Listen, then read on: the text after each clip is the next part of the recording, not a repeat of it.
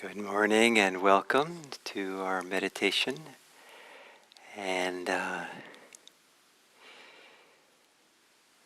one of the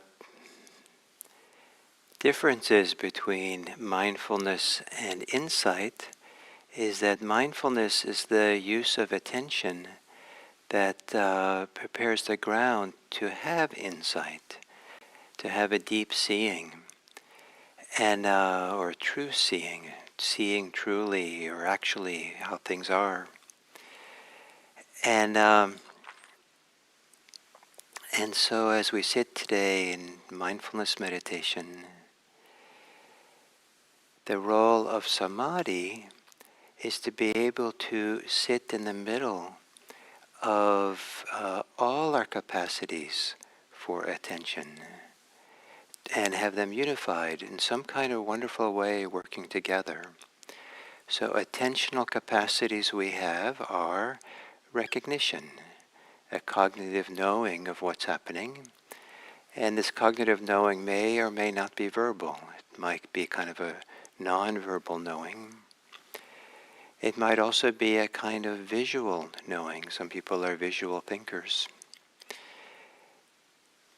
Another attentional faculty is our capacity to sense and to feel with our senses. And in Buddhism, the idea of sense experience, just like it includes seeing, hearing, smelling, tasting, and the tactile, which is whatever sensations there are that are born through the body. There's a kind of sense door that very simply, in the simplest possible way, knows or senses that we're thinking. And I use both words, knowing and sensing thinking, because thinking sometimes is more than just words and ideas or images. It's also you can feel the physicality sometimes of thinking, the tension or the pressure, the contraction that comes along with it.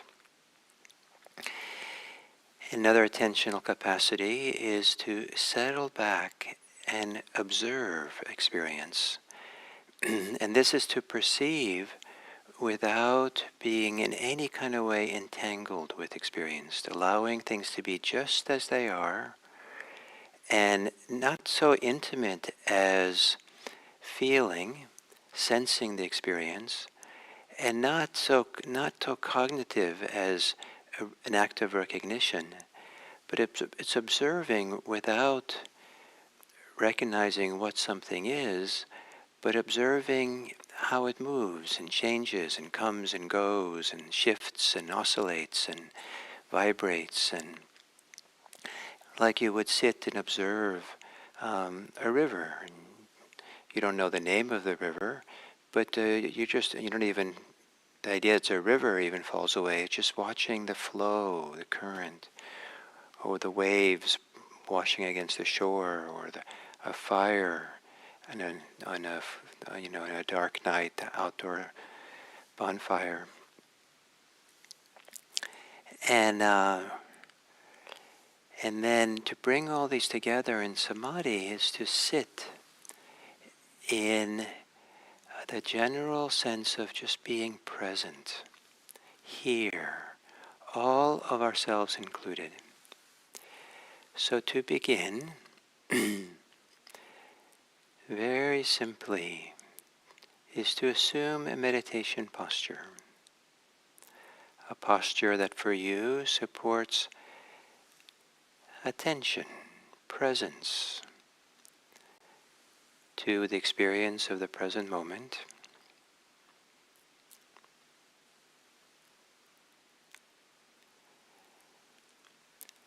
And to notice, as you sit with your body,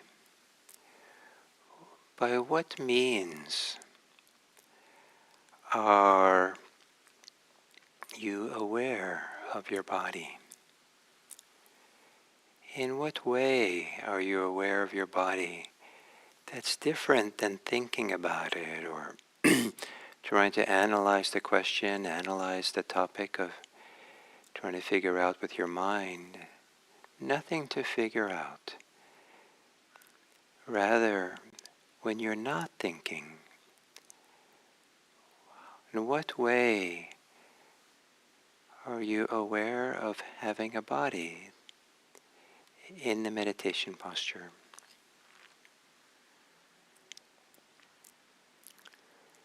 Is it a knowing, recognition, cognitive recognition? Is it a sensing, sensations? The body, maybe a broad glow or vibration through the body, a diffuse feeling of softness through the body, or particular sensations of contact, places the body touches, maybe where the body touches itself, the hands on them touching each other or on the thighs.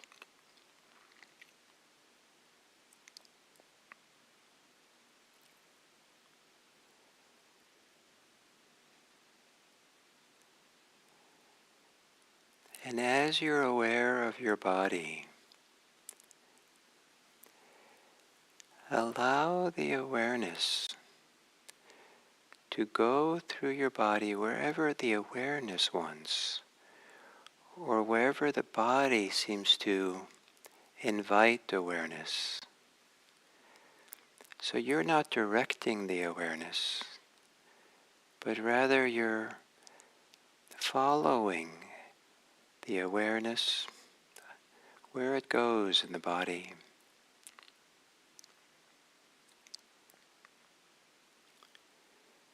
Maybe you're following whatever the body seems to call on for you to be with. Sometimes it's a knowing, sometimes it's sensing and feeling.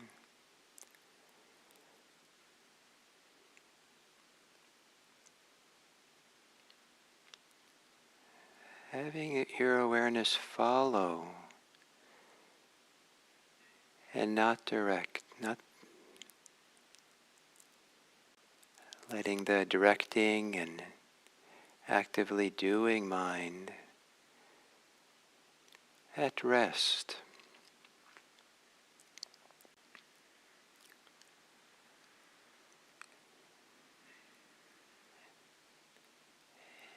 So you aren't taking the lead, but you're allowing awareness to join with the body.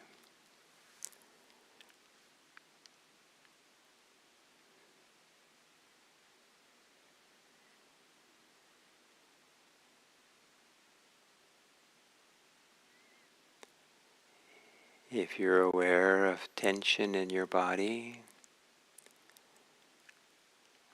it's okay. See how simple the awareness can be.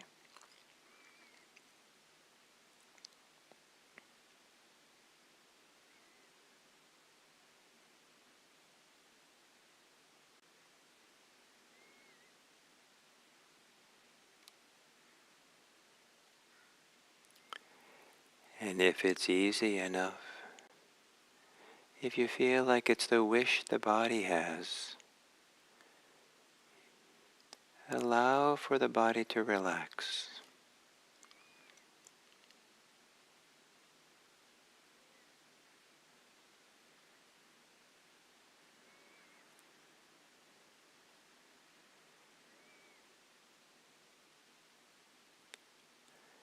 If the body seems to invite you to relax or calm the body, then go ahead and allow for a calming, a softening through your body.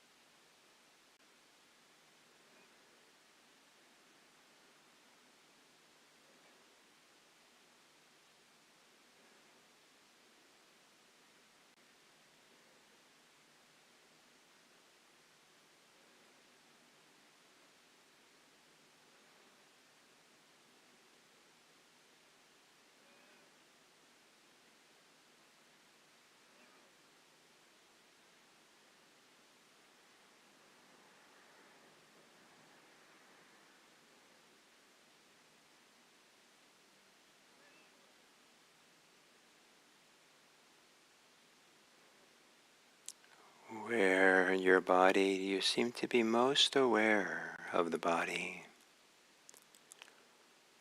Where is it easiest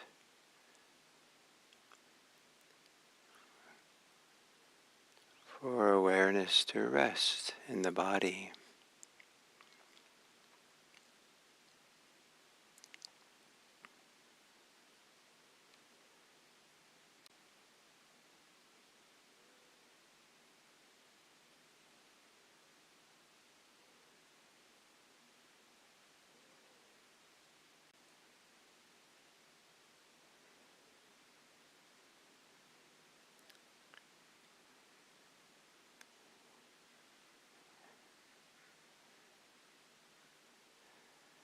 And then within the body, as part of the body, become aware of breathing.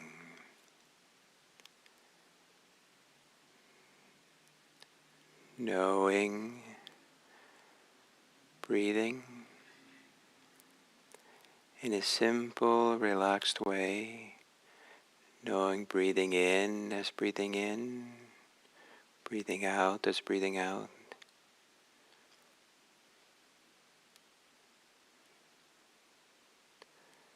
Or perhaps sensing the sensations that come into play as you breathe.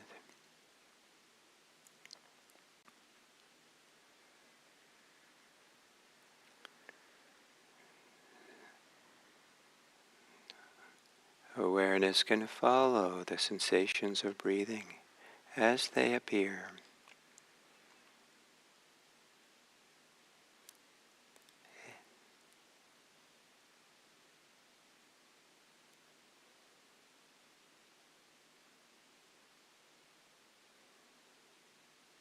And the knowing mind can from time to time recognize some of those sensations of breathing.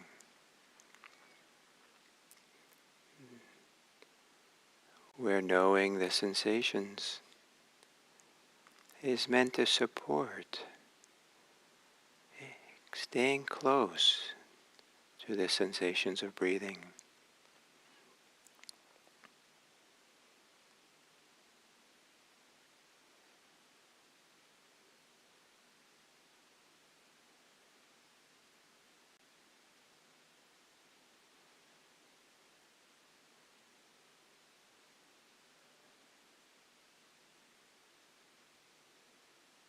And as you exhale, letting go of your thoughts, relaxing the thinking mind, and letting go into the body breathing.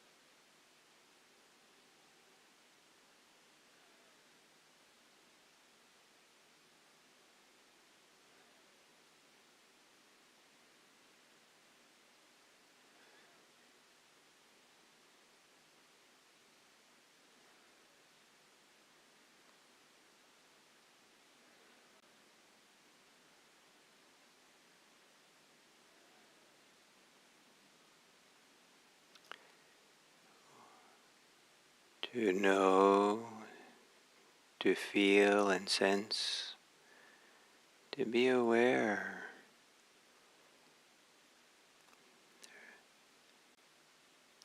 continuously enough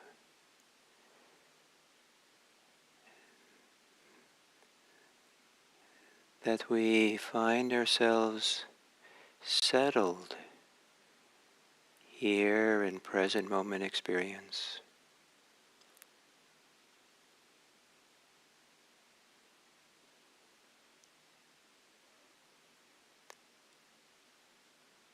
The mind is steadied. Thinking has become stiller and quieter.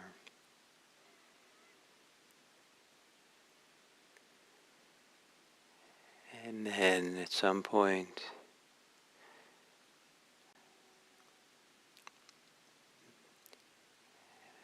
the capacity to simply observe experience in the present moment, like waves endlessly washing up on the shore, a river flowing.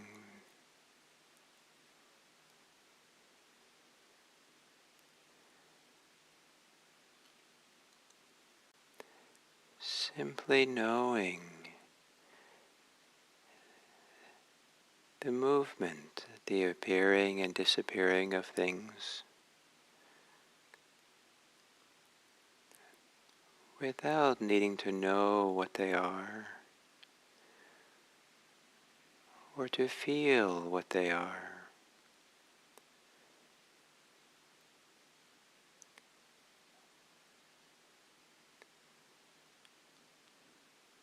Nothing to figure out, nothing to fix.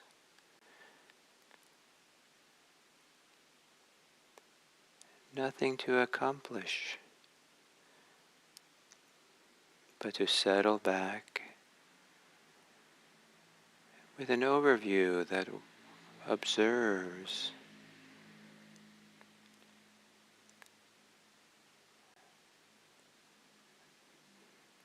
the river of sensations, the river of thoughts and feelings as they flow through.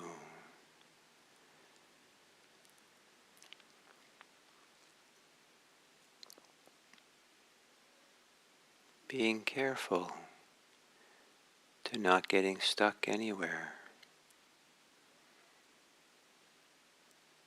Just watching the change.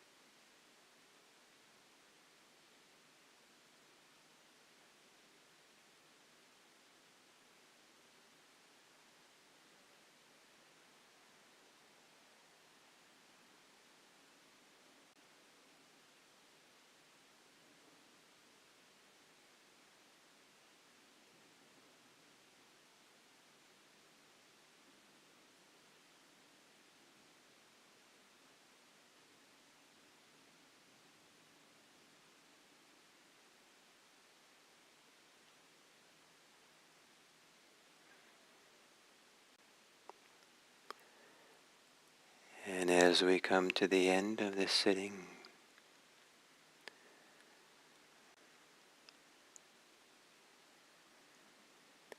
to notice again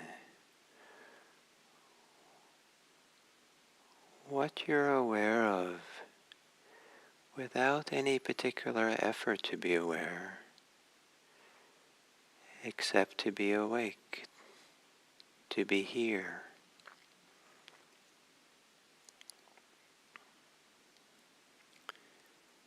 And how are you aware?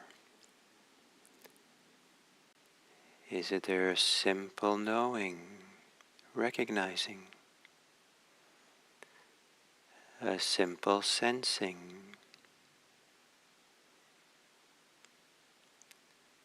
a simple observing?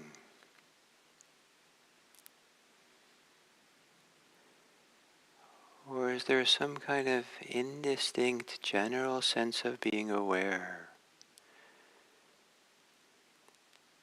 that doesn't quite fit any of those three categories?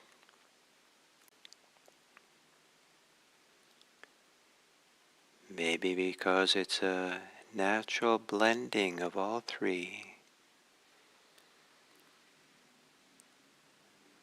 that keeps you right here.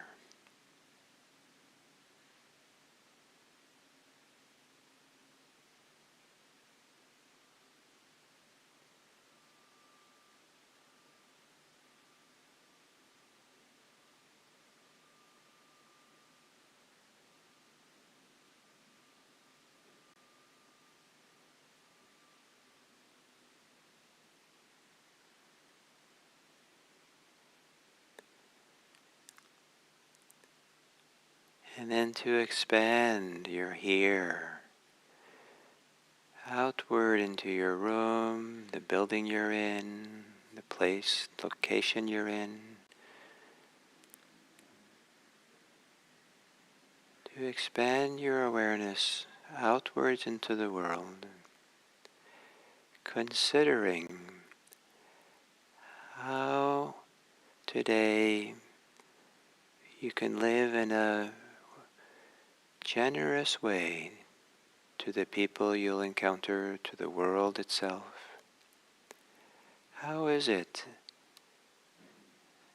that the practice of meditation, awareness, can lead you to benefit this world, even in the simplest ways? May it be that the benefit from our individual practice, our collective practice together, translate to bringing welfare and happiness to this world. May all beings be happy.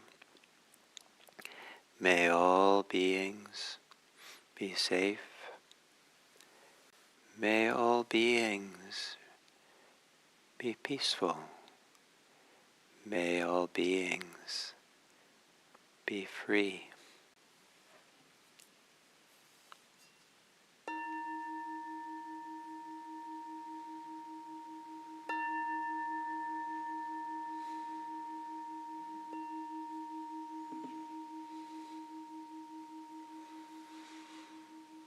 Thank you.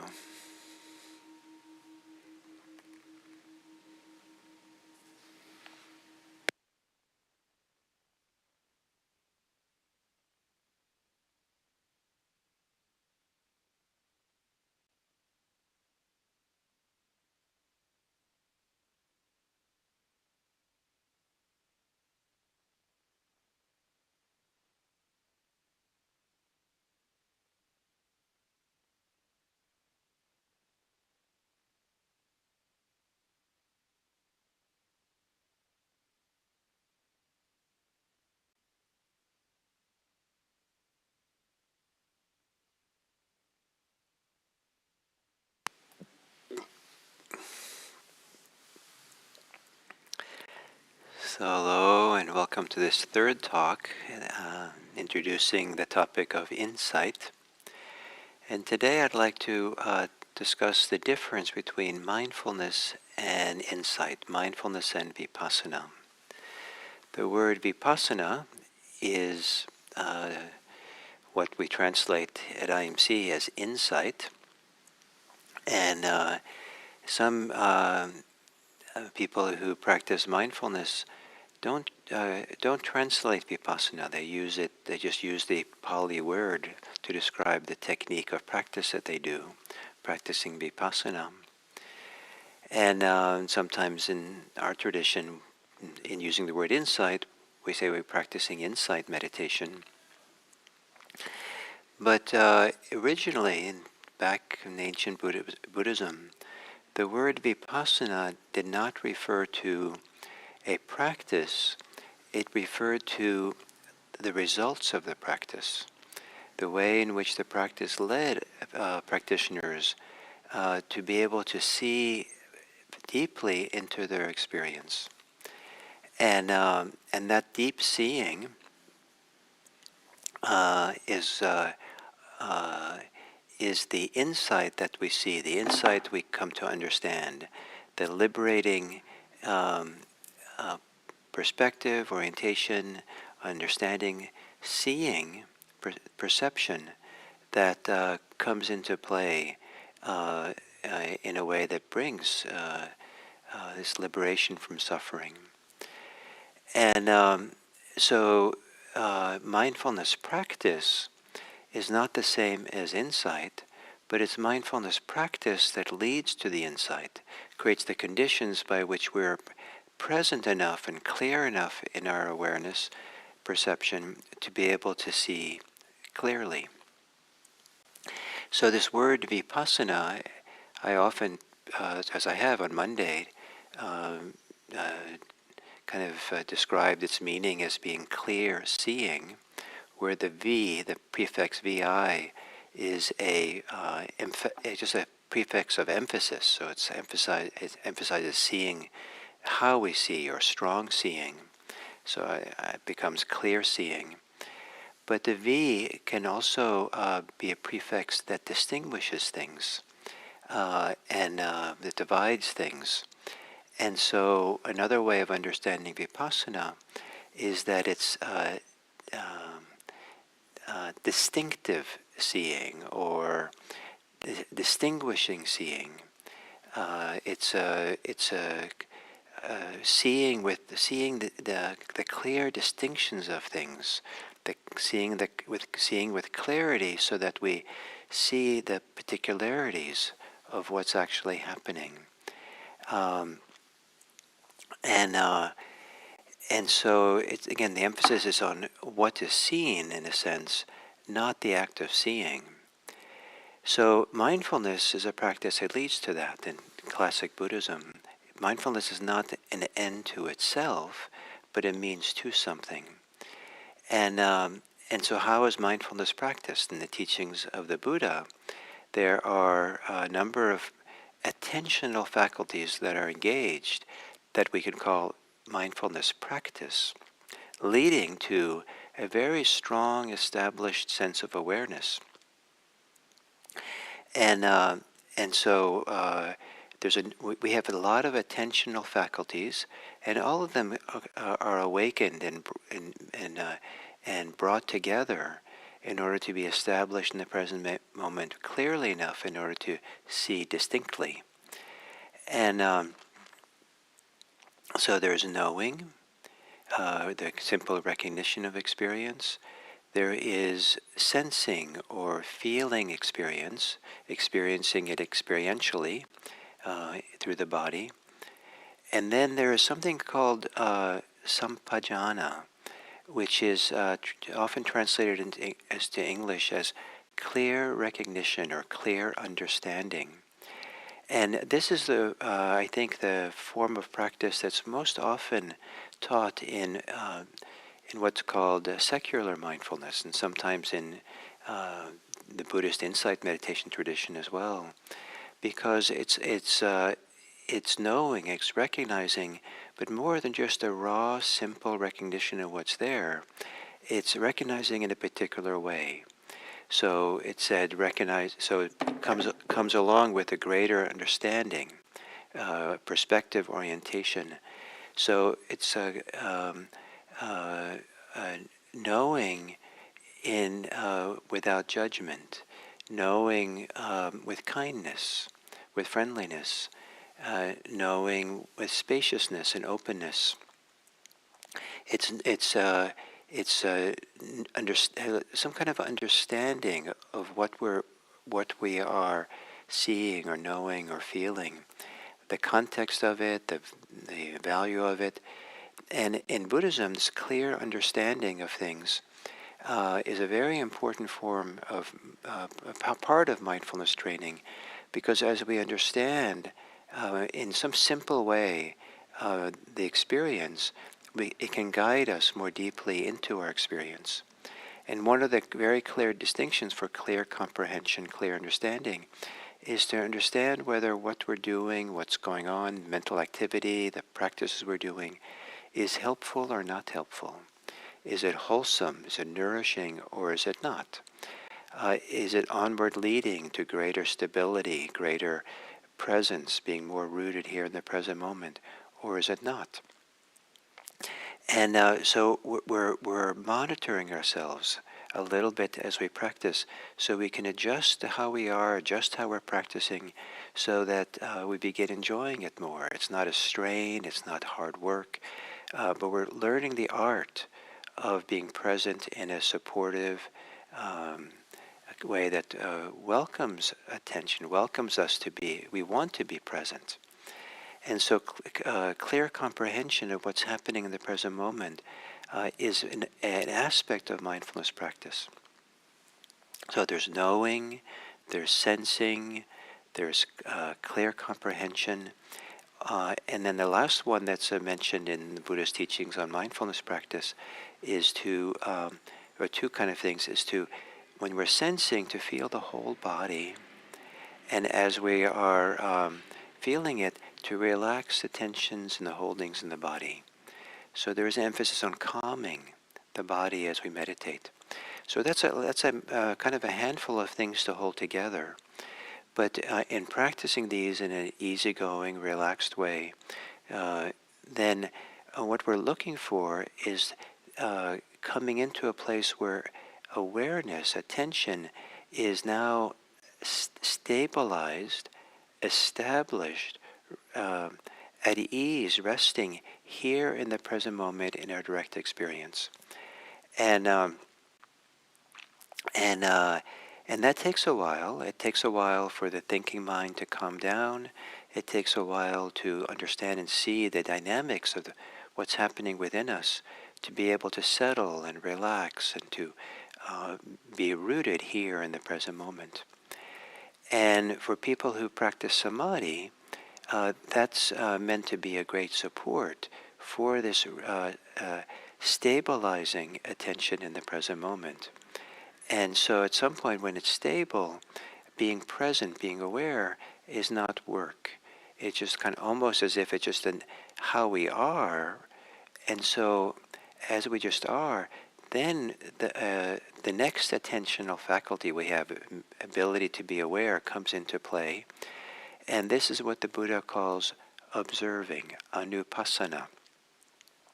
It has the same word pasana as in vipassana, and the prefix anu means towards something, to settle back and just be able to observe. And the observing of experience has some wonderful qualities. And sometimes when people teach mindfulness, this is what they're emphasizing. And this is observing is a little bit, the mind is quieter than it would be if there's simple knowing of the experience. There doesn't have to be a knowing and observing, and then it's not as intimate. It's not connected. When we're sensing, sensations and the sensing, the act of sensing, are one and the same. They can't really be separated. A moment of sensing comes with sensation. Sensations we have come with a sensing of the sensations. If there's no sensing of the sensations, are there sensations at all? And if there's no one in the forest and a tree falls, is there a sound? And so, and so observing is a little bit removed, but not so removed that it's detached or distant or aloof. Observing, so there's a kind of wonderful delight, wonderful ease, wonderful, maybe a kind of intimacy, or kind of belonging or presence that's comparable to resting on the beach, maybe for hours, and just being absorbed in watching the waves wash up on the shore and wash back, coming and going. There's something about the mind that watching very simple motion and the shifts and the changes that relaxes and settles the mind. And watching a river flow can do that. Watching a fire um, uh, moving, just in the fireplace or outdoors. People can watch it for a long time, just watching it and watching it. Sometimes just being outdoors in the natural world and maybe at ease on a bench in a park and just gazing at the leaves, the greenery, the scenery. Uh, there's something about just watching and seeing the kids play in the park or watching that we're not necessarily actively recognizing every little thing. We're not actually touching anything, but there's something about observing. It can be very, very satisfying.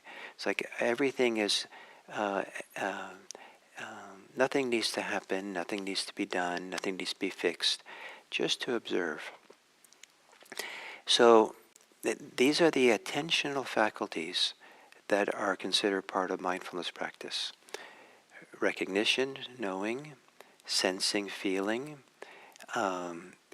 clear comprehension, a little higher order level of understanding that helps us to relax and be simpler and present for our experience in a useful way. Relaxing to some degree, and observing. And when those are supported by samadhi, it's a lot easier for all those to keep us here rooted in the present moment in a fully way where all our attentional faculties are kind of awake and present. Samadhi not only brings us in, samadhi well practiced, not only supports us to be here, but supports us to be here with all these attentional faculties operating kind of naturally, maybe in coordinated in some kind of holistic way that lends itself to a generalized feeling of being aware, a field of awareness that's the combination of all these things operating together. And then the mind, our heart is ready for insight. What we see in our experience. So that'll be coming up. So mindfulness practice is a practice that leads to insight. Mindfulness practice supported by samadhi helps that capacity for insight to come alive in a full way. So thank you. And so I look forward to continue tomorrow.